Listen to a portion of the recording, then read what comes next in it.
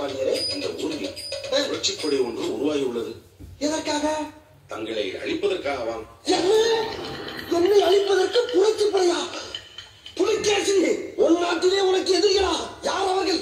ஏன் உன்னை கொல்ல வேண்டும்? வெள்ளை குடிக்கு மறுபடியும் வேலையா? அங்கே என்னையா வேடிக்கை? இதை முனையிலே கிள்ளி எறியாவிட்டால் விஷயம் விஷமாகிவிடும். வேறு ஏதாவது தகவல் இருக்கிறதா? யாரது? நமது ஒற்றர் வாத கோடாரி வந்திருக்கிறார். உடனே செய்தி வந்து விட்டதே. அவன் என் ஒற்றன் அல்லவா? அப்படித்தான் இருப்பான். அமைச்சர், இன்று அவனை நன்கு கவனிக்க வேண்டும். அதாவது அவனுக்கு சன்மானத்தை உயர்த்தி கொடுக்க திட்டமிட்டுள்ளீர்கள். போ அமைச்சர், எந்திரி. உட்காரட்டும். உட்காரப்பா. ஆமா, நீ என்ன சாப்பிடுகிறாய்? சூடாக பருத்தி பால் சாப்பிடுகிறாயா? வேண்டாம் அண்ணா. சுக்கு நீர்? வேண்டாம் அண்ணா, அது சரியில்லை. அப்படி என்றால் ஓமத்திரம் சாப்பிட வேண்டும். வேண்டாம் அண்ணா. வேண்டாமா? சரி, பரவாயில்லை. ஆமா, இது என்ன கையில் குச்சி? வண்டிக்காரன் இடத்தில் வந்தேன்.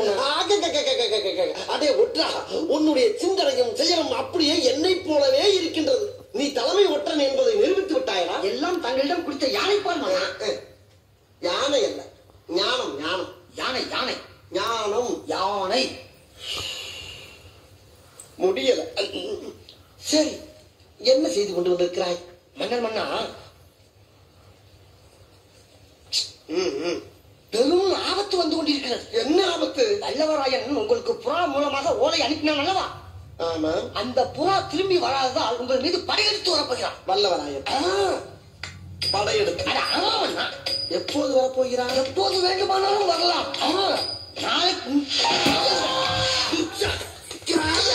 ஏண்டா, புதிய செய்தி ஏதாவது சொன்னால் இறந்து படைத்த செய்தியா? உன்னை எழுதுகிறான்.